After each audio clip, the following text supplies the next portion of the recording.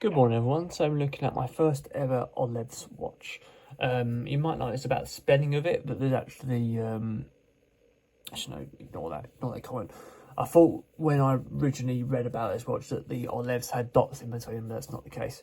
When I was reading about this brand, I've seen that it's obviously very, very popular on Amazon and stuff like that, but it's just really weird. I think whenever I was looking into the specs of this watch, it was just how things were worded just made me laugh. But yeah, we'll have a look now at the OLEVS 2858 chronograph. So we can have a look at the outside cover. So we've got, I'm not even going to try and pronounce that, on the front, and yeah, so it's obviously a brand sponsor for this particular, might not be this particular watch, but this particular brand. It's a nice sort of gloss effect, good cardboard finish on it. Let's have a look at the box underneath.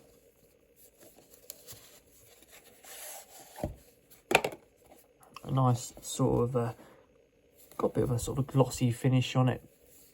Reminds me of a Seiko box a little bit. It's a little bit sort of the similar sort of finish on it. Gold printed OLEVS on the front. That crown, very common image nowadays. It's a simple lift-off lid.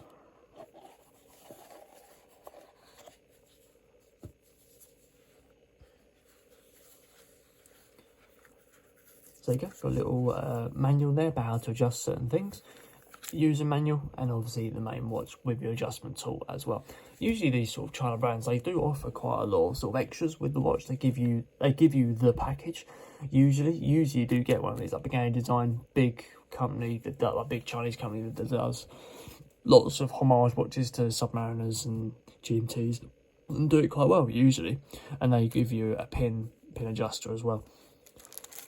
So lots of little, usually do get lots of little things about it. But the website can be just a little bit funny when you're reading about the information, because it just sounds like a lawyer wrote it half the time.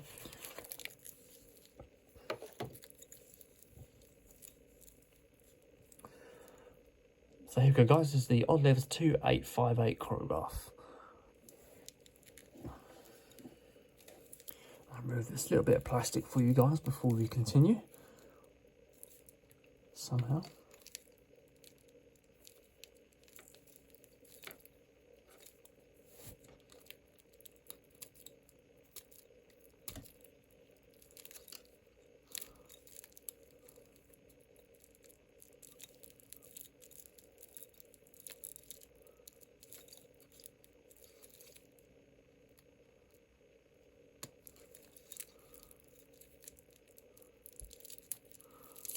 There we go.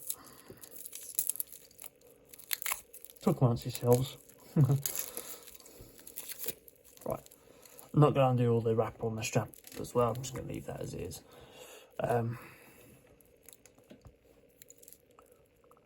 So we've got a 42mm case diameter with a 11mm case thickness. Retails at £30, weighs 125 grams, and uses a quartz movement. So have a look at the dial here. So the dial is a plain matte black style dial with a chronograph and 24-hour readout on the sub-dials.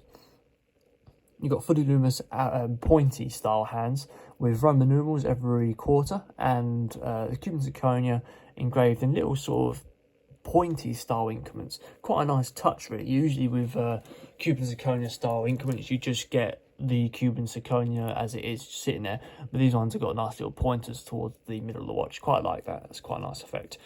This particular model, you get 7 different variants of the colour that you can choose from.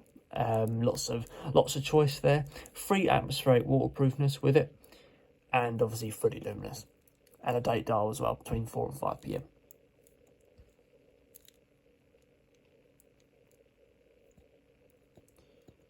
Just a little bit of plastic. Yet more plastic.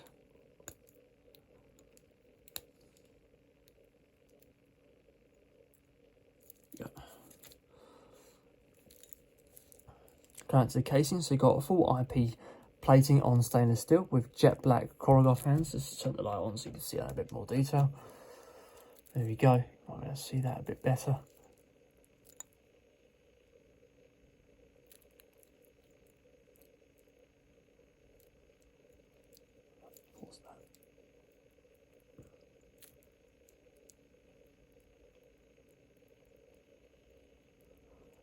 Turns out I don't think it's a chronograph, because look, I'm just pressing that button in and it turns around. So it's a non-working chronograph by the looks of things. Yeah, whenever I push that, it doesn't stop and start it. Yeah, so it's obviously just for show. Let's see about the 24-hour readout. 24-hour readout does work, but speaking of the crown while I'm here, the crown does feel very, very cheap. It's there's no real feedback to it at all. It just spins round and it's very quick. But then it doesn't matter, because as long as it fulfills the function, it's okay.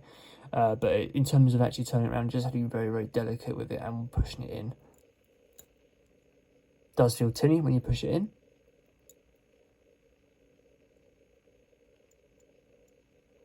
Date dial's nice and smooth. Some of these sort of cheaper Chinese brands, you can find that they the date dial does crunch into place. This one doesn't. It does seem to glide quite nicely. It does obviously make quite a hollow sound though, but no matter. Got a nice push down as well. Doesn't screw down in place or anything like that. So coming out to the strap, you've got a 20mm style strap all the way down here. And it's a butterfly style clasp, as you can see here. It's 2 push button deployments and a double fold over on each side. Got a nice stainless steel interior component there. Usually you might find they've got cheap ones. It's got a nice click down as well. So there's decent quality on that part of the watch. Full jet black IP plating as well. So in a minute we'll just talk to you about the brand. Just a little bit of brief information that I found whilst reading. There's a view of the back plate. So I'll give you the wrist shot now, so you can have a little look at that. And so look, the brand Lenkin was well, it's not Lenkin, so I was doing Lenkin on the other watch.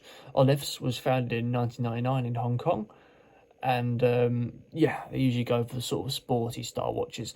If you look at their website, they've got quite a lot of basically their brand image information is quite dribbly. It's just waffly really. But yeah, you make your own judgments yourself when you order the watch if you go for it.